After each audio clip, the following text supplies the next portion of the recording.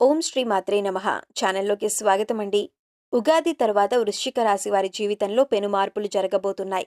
వీరి తలరాత మారబోతుంది. ఈ విధంగా జరుగుతుందని కలలో కూడా ఊహించి ఉండరు. ఇలాంటి రోజులు మళ్లీ మళ్లీ రావు. ఈ రాశి వారికి విద్య, ఉద్యోగ, వ్యాపార, ఆర్థిక, ఆరోగ్య రంగాలలో ఎన్నో అద్భుతాలు జరగబోతున్నాయి. నక్కతోక తొక్కినట్లే వీరిని అదృష్టం వరించనుంది. వీరు పట్టిందల్లా బంగారం కానుంది. అయితే ఈ ఉగాది తర్వాత ఈ రాశి వారి జీవితంలో జరగబోయే ఆ పెను మార్పులేమిటి? ఈ సమయంలో మరిన్ని సత్ఫలితాలను పొందటం కోసం ఈ రాశివారు చేయవలసిన దేవతారాధనతో పాటుగా ఎటువంటి పరిహారాలు పాటించడం ద్వారా శుభ ఫలితాలను పొందుతారో ఈ వీడియోలో తెలుసుకుందాం. అంతకంటే ముందు మీరింకా మన ఛానల్ని సబ్స్క్రైబ్ చేసుకోకపోయినట్లయితే వెంటనే సబ్స్క్రైబ్ చేసుకొని పక్కనే ఉన్న బెల్ ఐకాన్ నొక్కి ఆల్ సెలెక్ట్ చేసుకుంటే మేమిలాంటి వీడియోస్ అప్లోడ్ చేయగానే ముందుగా మీకు నోటిఫికేషన్ వస్తుంది. ఈ నూతన సంవత్సరంలో ఈ రాశి వారి యొక్క ఆదాయం 8, వ్యయం 14, రాజపూజ్యం 4, అవమానం 5గా ఉన్నాయి. ఆర్థిక పరంగా ఈ సంవత్సరం ఈ రాశి వారికి మధ్యమ ఫలితాలను ఇస్తుంది. ఉగాది తరువాత ఈ రాశి వారికి ఆదాయం ఉన్నప్పటికీ దానిలో ఎక్కువ శాతం గతంలో తీసుకున్న లోన్లు కానీ అప్పులు కానీ తిరిగి తీర్చడానికి ఖర్చు అవుతుంది. ఈ సమయంలో శుభకార్యాల కొరకు లేదా దాన ధర్మాల కొరకు కూడా డబ్బు ఖర్చు చేస్తారు. వృత్తి కారణంగా లేదా వ్యాపారం కారణంగా ఈ సమయంలో ఆదాయం ఎక్కువగా ఉండకపోవటం జరుగుతుంది. అవసరాలకు తగినంత డబ్బు మాత్రమే రావటం వలన పొదుపు చేయలేకపోతారు. ఈ సమయంలో స్థిరచరాస్తులు కొనుగోలు చేయటం అంతగా అనుకూలించదు. ఈ సమయంలో ముఖ్యంగా రిస్కుతో కూడుకున్న పెట్టుబడులు అసలు చేయకూడదు. ఈ సమయంలో గృహ లేదా వాహన సంబంధ మరమ్మతులకు కూడా వీరు డబ్బు ఖర్చు చేస్తారు. మే 1 నుంచి మారుతున్న గ్రహస్థితి కారణంగా మీ ఆర్థిక పరిస్థితి మెరుగుపడటం ప్రారంభమవుతుంది. మీ వృత్తి వ్యాపారాల్లో ఆదాయం పెరగటం వలన ఆర్థిక సమస్యలు తగ్గుముఖం పడతాయి. అలాగే స్థిరాస్తుల ద్వారా కానీ గతంలో పెట్టిన పెట్టుబడుల ద్వారా కానీ ఈ సమయంలో ఆదాయం లభిస్తుంది. వ్యాపారపరంగా ఈ సంవత్సరం ఈ రాశి వారికి మధ్యమ ఫలితాలను ఇవ్వనుంది. మొదటి 4 నెలలు వ్యాపారపరంగా కొంత సామాన్యంగా ఉన్నప్పటికీ మిగిలిన సమయం అంతా అత్యంత అనుకూలంగా ఉంటుంది. ఈ సమయంలో ఆర్థికంగా బాగున్నప్పటికీ వ్యాపారంలో అభివృద్ధి అంతంత మాత్రంగానే ఉంటుంది. కొత్త వ్యాపార ఒప్పందాలు ఆరంభంలోనే ఆగిపోవటం లేదా వాయిదా పడటం జరుగుతుంది. అలాగే వ్యాపార భాగస్వాములతో సరైన సంబంధాలు లేకపోవటంతో వారి సహాయం సమయానికి అందకపోవచ్చు. ఈ సమయంలో కొత్తగా వ్యాపారం ప్రారంభించటం కానీ పెట్టుబడులు పెట్టడం కానీ మంచిది కాదు. అంతేకాకుండా ఈ సమయంలో ఏ పని ప్రారంభించినా అది మధ్యలో ఆగిపోవటం కానీ లేదా వాయిదా పడటం కానీ జరుగుతుంది. అంతేకాకుండా మీ వినియోగదారులతో కానీ వ్యాపార భాగస్వామితో కానీ కొన్ని చిక్కులు ఏర్పడే అవకాశం ఉంటుంది. మీరు ఎంత ప్రయత్నించినప్పటికీ వారి నుంచి సరైన సహకారం లభించకపోవటంతో మీరు అసహనానికి గురవుతారు. జూన్ మాసం వచ్చేసరికి గతంలో ఉన్న సమస్యలు తొలగిపోయి కొత్త వ్యాపార ఒప్పందాలు చేసుకుంటారు. దాని కారణంగా ఆర్థికంగా మరియు వ్యాపారపరంగా అభివృద్ధి సాధ్యమవుతుంది. ఈ సమయంలో వ్యాపారపరంగా మీరు చేసే ప్రయోగాలు విజయాన్నిస్తాయి. మీకు గతంలో ఉన్న చికాకులు కానీ అసహనం కానీ తొలగిపోయి ఉత్సాహంగా మీ పనులు చేసుకోగలుగుతారు. ఈ సమయంలో జరిగే వ్యాపార ఒప్పందాలు కానీ ప్రారంభించే వ్యాపారం కానీ భవిష్యత్తులో మంచి అభివృద్ధిని సాధిస్తుంది. కెరీర్ పరంగా ఈ సంవత్సరం మీకు సానుకూల ఫలితాలు ఏర్పడనున్నాయి. మొదటి 4 నెలలు సామాన్యంగా ఉన్నప్పటికీ మిగిలిన సంవత్సరం అంతా అనుకూలంగా ఉంటుంది. అలాగే ఈ సమయంలో మీకు సంబంధం లేని పనుల విషయంలో కూడా మీరు బాధ్యత వహించి అవి పూర్తి చేయాల్సిన అవసరం వస్తుంది. అలాగే మీ పై అధికారుల ఒత్తిడి మేరకు చాలాసార్లు మీకు ఇష్టం లేనప్పటికీ పని చేయాల్సి వస్తుంది. ఈ పనుల కారణంగా మీకు ప్రత్యక్షంగా ఎటువంటి గుర్తింపు రానప్పటికీ ఒకవేళ మీరు వాటిని చేయకుండా వదిలేస్తే మీ పై అధికారుల కోపానికి గురవ్వాల్సి వస్తుంది. మే నెల వచ్చేసరికి మీరు పని ఒత్తిడి కారణంగా ఉద్యోగ మార్పుకు ప్రయత్నించినప్పటికీ ఆ ప్రయత్నాలు ఫలించవు. ఈ సమయంలో చాలాసార్లు మీ సహోద్యోగులు వారికి ఇచ్చిన పనులు పూర్తి చేయని కారణంగా వారి పనులు కూడా మీరు చేయాల్సి రావచ్చు.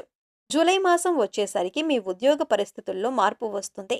వేరే ఉద్యోగం రావటం కానీ లేదా ప్రస్తుతం చేస్తున్న దానిలో పదోన్నతి రావటం కానీ జరుగుతుంది.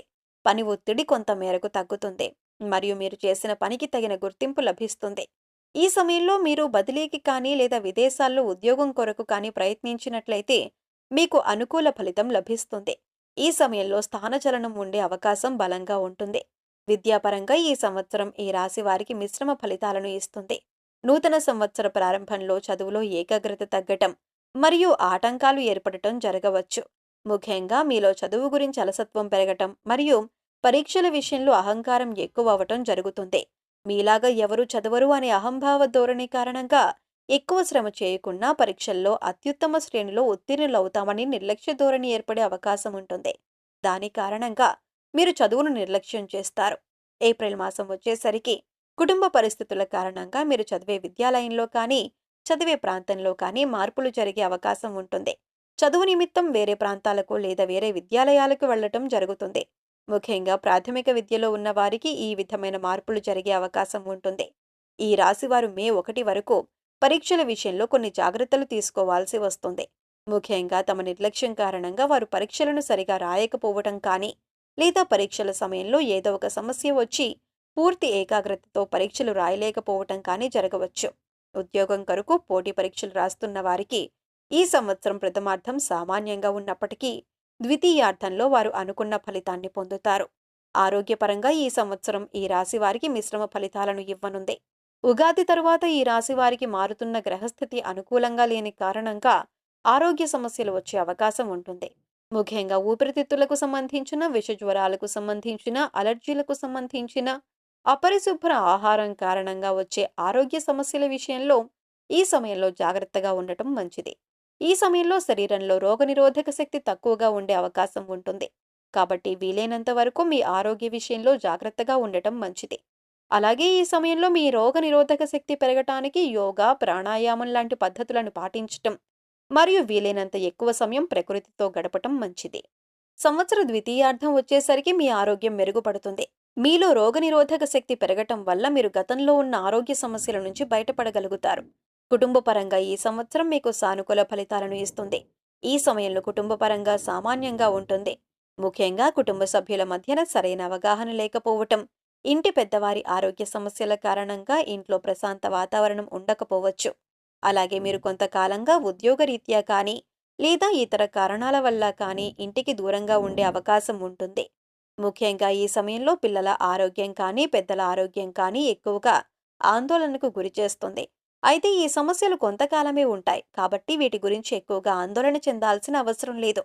వివాహం కోసం ఎదురుచూస్తున్న ఈ రాశి వారికి ఈ సంవత్సరం ద్వితీయార్థంలో వివాహమయ్యే సూచనలు ఎక్కువగా ఉన్నాయి.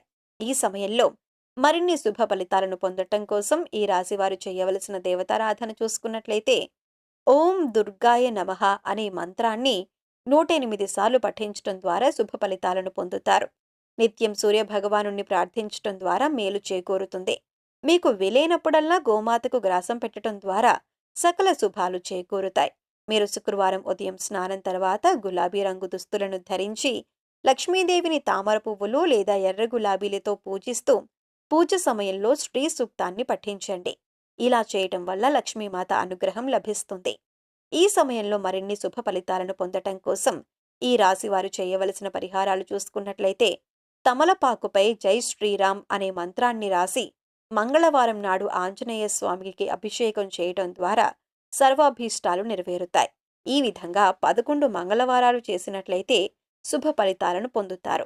ప్రతినిత్యం ఆదిత్య పారాయణం చేయటం ద్వారా, అదేవిధంగా సూర్యదేవునికి నీటిని సమర్పించటం ద్వారా ఉద్యోగ వ్యాపారాలలో లాభాలను గడిస్తారు. ముఖ్యమైన తిథులలో శుక్రవారం నాడు అమ్మవారికి నెయ్యి దీపం వెలిగించటం ద్వారా సకల శుభాలు చేకూరుతాయి. సో చూశారు కదండి, ఈ ఉగాది తర్వాత ఈ రాశి వారి జీవితంలో జరగబోయే పెను మార్పులేమిటి? ఈ సమయంలో మరిన్ని సత్ఫలితాలను పొందటం కోసం ఈ రాశివారు చేయవలసిన దేవతారాధనతో పాటుగా ఎటువంటి పరిహారాలు పాటించడం ద్వారా శుభ ఫలితాలను పొందుతారో ఈ వీడియోలో తెలుసుకున్నాం కదా. మీకు ఈ వీడియో నచ్చినట్లయితే లైక్ చేయండి. మీ ఫ్రెండ్స్ అండ్ ఫ్యామిలీ మెంబర్స్లో ఎవరైనా వృశ్చిక రాశి వారు ఉన్నట్లయితే వారితో ఈ వీడియోను షేర్ చేసుకోవడం మర్చిపోకండి. ఇప్పటి వరకు మీరు ఇంకా మన ఛానల్ని సబ్స్క్రైబ్ చేసుకోకపోయినట్లయితే సబ్స్క్రైబ్ చేసుకొని పక్కనే ఉన్న బెల్ ఐకాన్ నొక్కి ఆల్ సెలెక్ట్ చేసుకుంటే మేము ఇలాంటి వీడియోస్ అప్లోడ్ చేయగానే ముందుగా మీకు నోటిఫికేషన్ వస్తుంది. మరొక చక్కటి వీడియోతో మళ్ళీ కలుసుకుందామండి.